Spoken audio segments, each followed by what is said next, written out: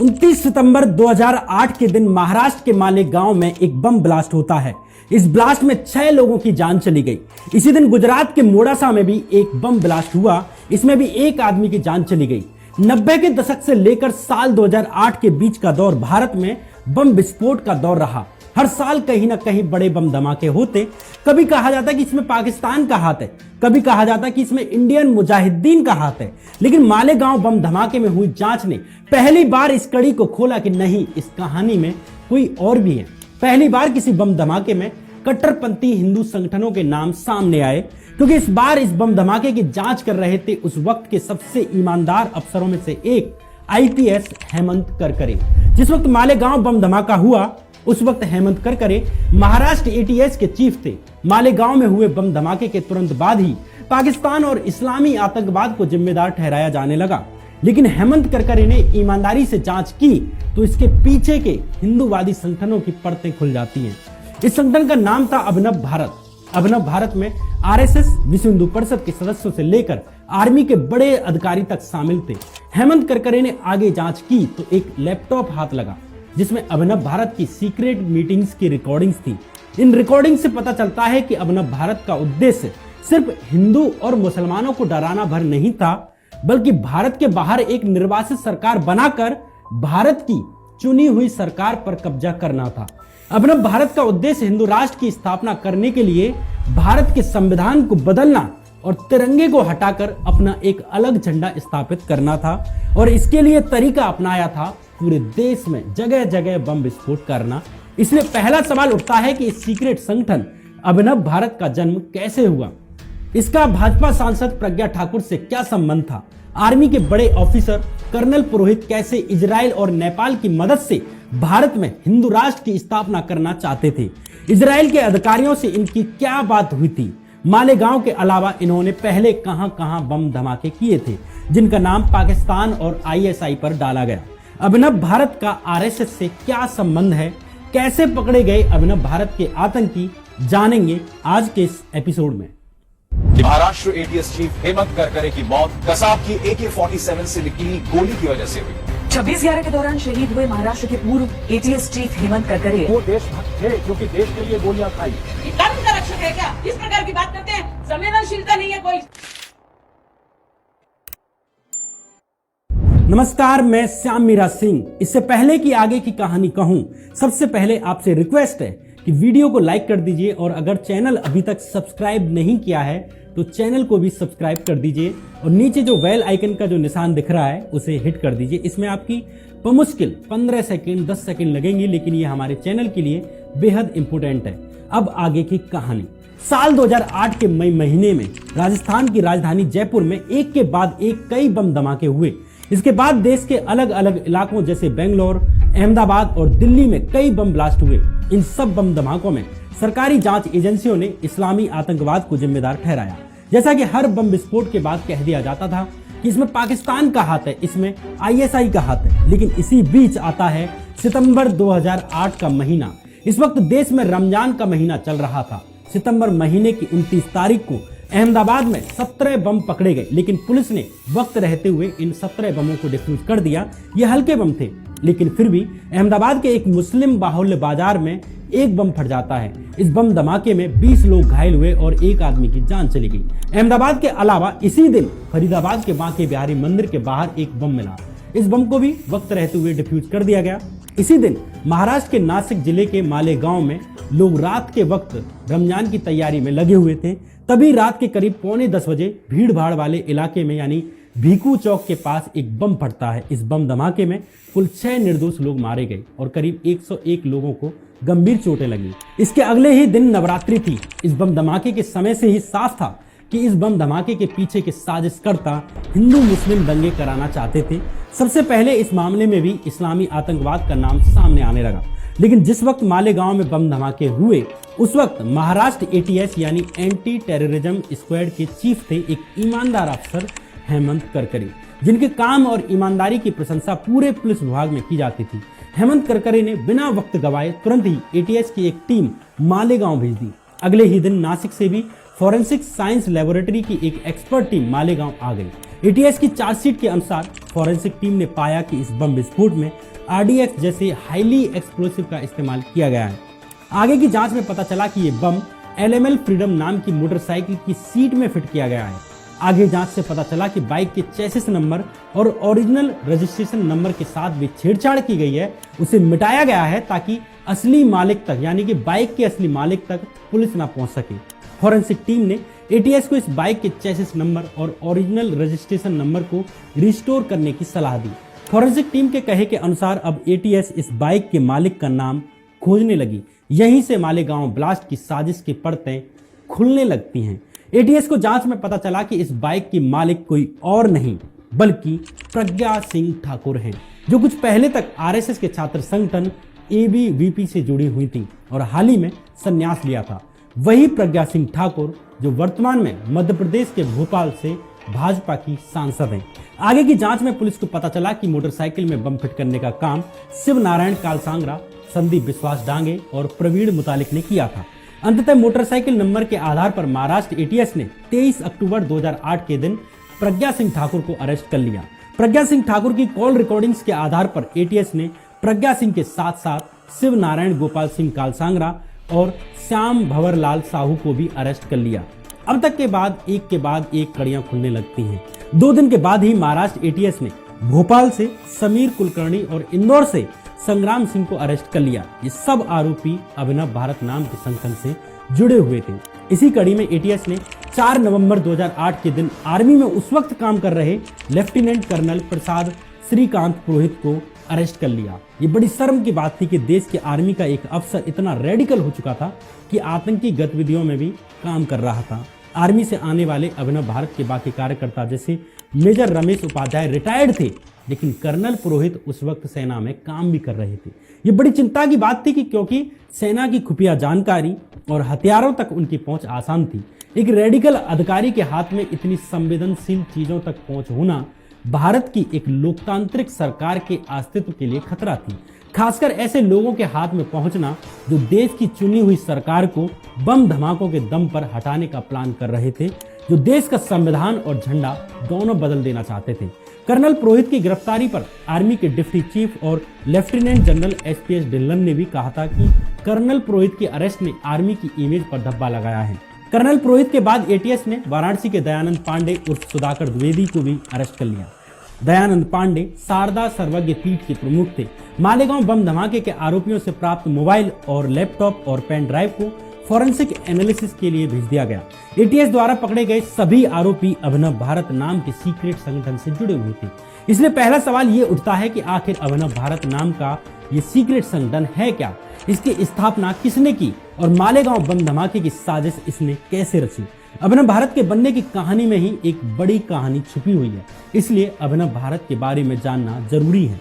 ये कहानी शुरू होती है साल 1905 से। इस वक्त हिंदुत्व की राजनीति के जन्मदाता विनायक दामोदर सावरकर पुणे के फर्ग्यूसन कॉलेज में पढ़ाई कर रहे थे। इसी वक्त अंग्रेजों से लड़ने के लिए उन्होंने एक सीक्रेट संगठन बनाया। इसका नाम रखा गया अभिनव भारत यानी यंग इंडिया। इसी बीच सावरकर को विदेश जाकर पढ़ाई करने के लिए एक स्कॉलरशिप मिल जाती है। इस वजह से साल 1906 में ही सावरकर पढ़ाई करने के लिए भारत छोड़कर इंग्लैंड के लिए चले जाते हैं। इस कारण अभिनव भारत संगठन इनएक्टिव हो जाता है। आजादी के बाद साल 1952 में अभिनव भारत से जुड़े नेताओं ने अभिनव भारत को सदा सदा के लिए भंग कर दिया। इसके बाद इस संगठन का कहीं कोई नाम सुनाई नहीं देता, लेकिन साल 2008 में हुए मालेगांव बम धमाके की जांच के बाद पूरे देश को इस सीक्रेट संगठन के बारे में पता चलता है।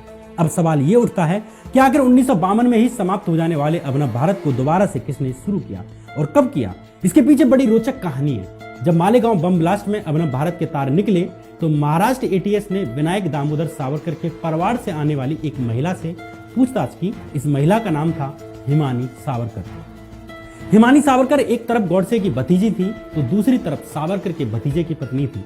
इस तरह हिमानी सावरकर हिंदुत्व की राजनीति करने वाले दो चर्चित नामों गॉडसे और सावरकर की साझी विरासत का प्रतीक थी। मालेगांव ब्लास्ट के 2 महीने के बाद आउटलुक मैगजीन को दिए एक इंटरव्यू में हिमानी सावरकर ने बताया कि वो अभिनव भारत की चुनी हुई अध्यक्ष हैं। उन्हें साल 2008 के अप्रैल महीने में भोपाल में हुई एक सीक्रेट मीटिंग में अभिनव भारत का अध्यक्ष चुना गया था, क्योंकि वे सावरकर और गॉडसे के परिवार से आती थी। अपने इस इंटरव्यू में हिमानी सावरकर ने बताया कि अभिनव भारत की स्थापना आरएसएस के कार्यकर्ता समीर कुलकर्णी ने की थी। जब उसने अभिनव भारत की शुरुआत करने का तय किया तो उसने मुझे अभिनव भारत का अध्यक्ष बनाने के लिए प्रस्ताव भेजा, जो मैंने स्वीकार किया। लेकिन एटीएस की जांच थोड़े और अंदर तक जाती है। चूंकि हिमानी सावरकर सिर्फ प्रतीकात्मक रूप से अभिनव भारत की अध्यक्ष बनाई गई थी, इसलिए उन्हें संभवतः पूरे गेम के बारे में पता नहीं था। पुणे का रहने वाला समीर कुलकर्णी अभिनव भारत का अध्यक्ष नहीं था, बल्कि सचिव था। अध्यक्ष कोई और था। मालेगांव बम ब्लास्ट में जारी की गई महाराष्ट्र एटीएस की चार्जशीट के अनुसार मालेगांव बम ब्लास्ट का मुख्य सरगना लेफ्टिनेंट कर्नल श्रीकांत पुरोहित ही अभिनव भारत को खड़ा करने के पीछे मुख्य माइंड था। एटीएस की चार्जशीट के अनुसार सेना में बड़ा अफसर होने के बावजूद सेना के नियम तोड़ते हुए कर्नल पुरोहित ने फरवरी 2007 में अभिनव भारत की शुरुआत की। अभिनव भारत पर लिखी अपनी किताब में पत्रकार धीरेन्द्र झा लिखते हैं कि कुछ गवाहों के अनुसार कर्नल पुरोहित साल 2006 के जून महीने में करीब 16 लोगों को लेकर वीर शिवाजी के रायगढ़ स्थित किले पर लेकर उन्हें पहुंचता है, जहां उसने अपने ट्रस्ट का नाम अभिनव भारत रखने का निर्णय लिया। इसके बाद इस ग्रुप की अगली मीटिंग 16 दिसंबर 2006 के दिन हुई, लेकिन इस ग्रुप की पहली ऑफिशियल मीटिंग फरवरी 2007 में पुणे में हुई, यानी अजय रहेरकर के घर पर हुई। यहीं पर अभिनव भारत ट्रस्ट को अजय रहेरकर के घर के एड्रेस पर रजिस्टर कराया गया और अजय रहेरकर को इस ट्रस्ट का कोषाध्यक्ष बना दिया गया। आगे ये अजय रहेरकर ही मालेगांव बम धमाके की साजिश रचने का आरोपी पाया जाता है। इस ऑर्गेनाइजेशन को इतना सीक्रेट रखा गया था कि इसके अध्यक्ष होने का क्लेम करने वाली हिमानी सावरकर भी इस बारे में अधिक नहीं जानती थी, या हो सकता है वे जांच को गुमराह करना चाहती हों, इसलिए कंफ्यूजन क्रिएट कर रही हों।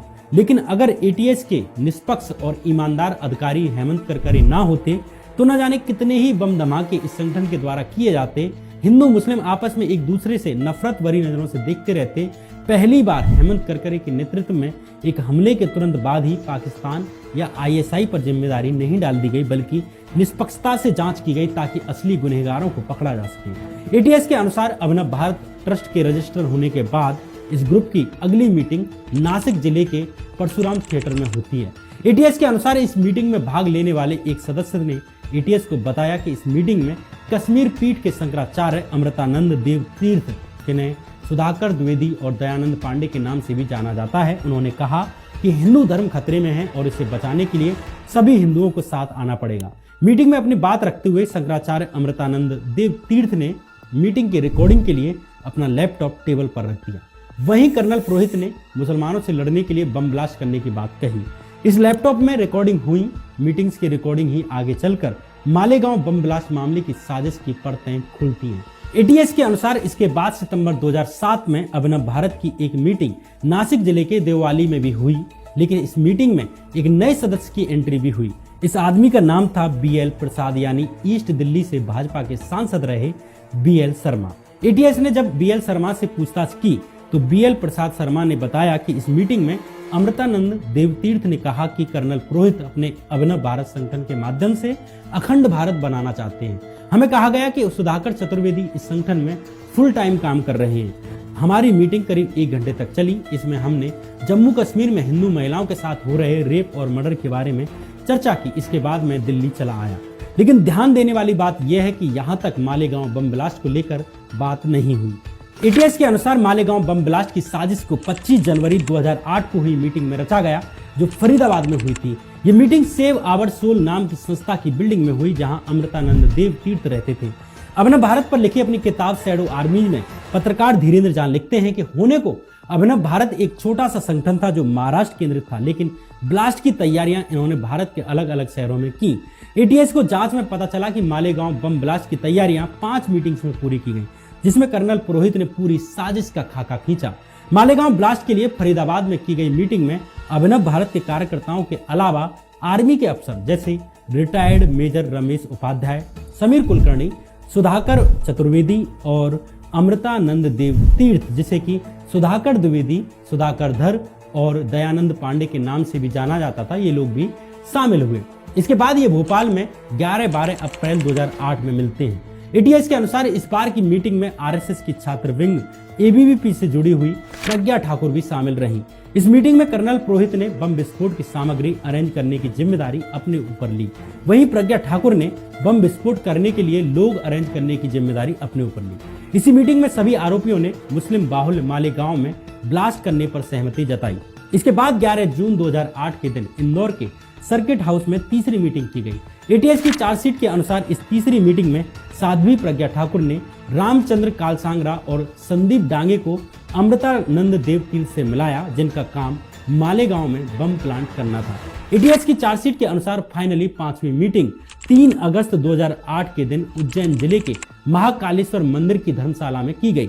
यहां कर्नल पुरोहित को जिम्मेदारी दी गई कि वो रामचंद्र कालसांगरा और संदीप डांगे को बम धमाका करने के लिए आरडीएक्स देगा। ये काम कर्नल पुरोहित ने राकेश धावड़े को सौंप दिया, जो बम बनाने में एक्सपर्ट था।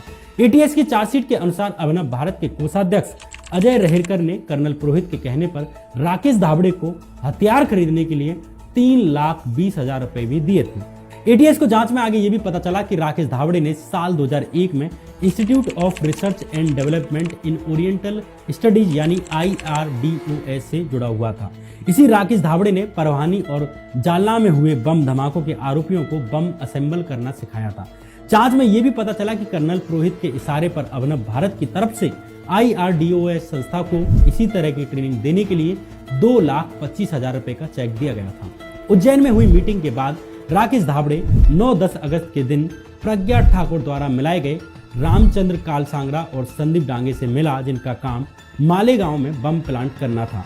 फाइनली 29 सितंबर 2008 के दिन मालेगांव में एक भीषण बम विस्फोट को अंजाम दे दिया गया। इस बम धमाके में 6 लोगों ने अपनी जान गंवा दी और 101 लोग घायल हुए। लेकिन अभिनव भारत की साजिश इस बार इसलिए खुल गई क्योंकि इस बार महाराष्ट्र एटीएस को एक ईमानदार अफसर हेमंत करकरे लीड कर रहे थे। मालेगांव बम धमाके के कुछ ही समय के अंदर ही हेमंत करकरे ने इसके पीछे की साजिश रचने वालों को उनके हाथों को बाहर ला दिया, पूरी कॉन्स्पिरेसी को खोल कर रख दिया, वो भी बेहद कम समय में।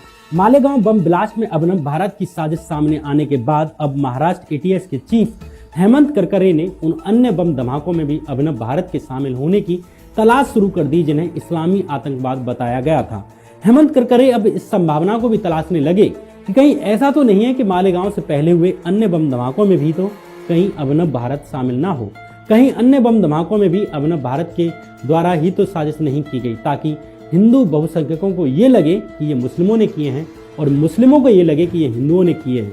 इसलिए महाराष्ट्र एटीएस अन्य बम धमाकों में भी हिंदू चरमपंथी संगठनों की भी भूमिका की तलाश करने लगी। इससे पहले भी 8 सितंबर 2006 के दिन भी मालेगांव में बम ब्लास्ट हुए थे।